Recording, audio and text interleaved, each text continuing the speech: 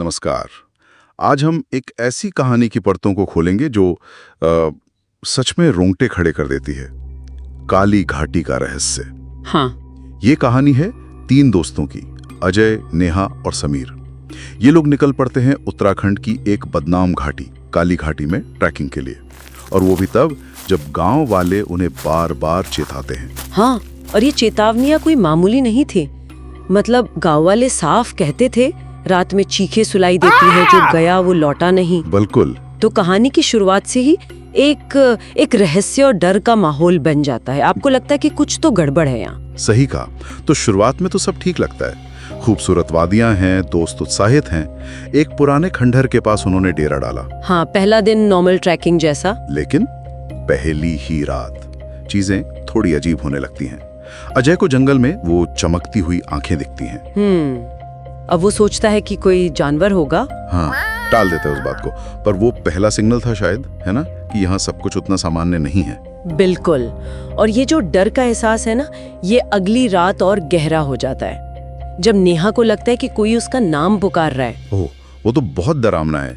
आधी रात में अपने नाम की फुसफुसाहट सुनना। हाँ, और फिर तंबू के बाहर चलने की आवाजें। अब ये सिर्फ हवा या कोई छोटा मोटा जानवर नहीं लग रहा था। नहीं, बिल्कुल नहीं।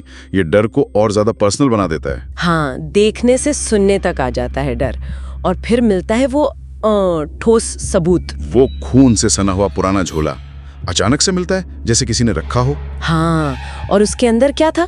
एक टूटा हुआ कैमरा और एक डायरी। ये क्लासिक हॉरर वाला एलिमेंट है, वो फाउंड फुटेज जैसा कुछ। बिल्कुल। और उस डायरी में जो लिखा था वो तो कलेजा कंपा देता है। अगर ये पढ़ रहे हो तो लौट जाओ, वो आ रही है।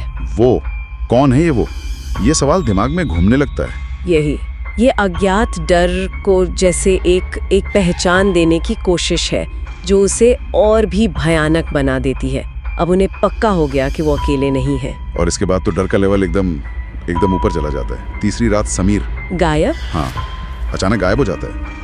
कोई संघर्ष नहीं, कुछ नहीं, बस वो है ही नहीं। उसका सारा सामान वही है, टेंट वही है, पर समीर नहीं है। सोचकर ही डर लगता है। और फिर वो पेड़ पर खर्चा हुआ संदेश। अब अगला कौन? बाप रे, ये तो सीधा सीधा एक धमकी है। एक खेल शुरू हो गया है जैसे। हाँ, अब वो सिर्फ डरे हुए नहीं है, वो शिकार बन चुके हैं। बिल्कुल। यहाँ कहानी पूरी तरह पलट जाती है। अब ये सिर्फ माहौल का डर नहीं है, ये एक जानलेवा खतरा है जो उनके पीछे पड़ा है। उन्होंने वापस लौटने का फैसला किया, जाहिर है, लेकिन जंगल ही जैसे उनका दुश्मन बन गया। रास्ते खो गए, वो भटकने लगे। ये भी एक क्लासिक ट्रोप है हॉरर में, कि वो जगह ही आपके खिलाफ हो जाती है। हाँ, प्रकृति का वो भयानक रूप। और फिर अंत बहुत दुखद। बहुत। भागते हुए अजय खाई में गिर जाता है, अचानक, बिना किसी चेतावनी के। और नेहा, वो गायब हो जाती है। लेकिन गायब होने से ठीक पहले वो कैमरे में कुछ कैद कर लेती है। हाँ, वो धुंधली सी परछाई, कोयले जैसी काली आंखें, जमीन तक लंबे बाल, एक औरत की। वह शायद हमें बस एक झलक मिलती है, पूरी तस्वीर नहीं। और ये अधूरापन डर को बनाए रखता है। सही कहा। और कहानियां रुकती नहीं है। नहीं, यही तो सबसे डरावनी बात है। बताया जाता है कि वो कैमरा आज भी कभी कभार घाटी में मिलता है, और ट्रेकर्स अब भी गायब होते रहते हैं। हाँ, तो ये सिर्फ अजय, नेहा और समीर की कहानी नहीं रह जाती। ये काली घाटी की अपनी एक भयानक, ना खत्म होने वाली कहानी बन जाती है। एक चक्र जो चलता रहता है। तो इस पूरी कहानी से क्या समझें?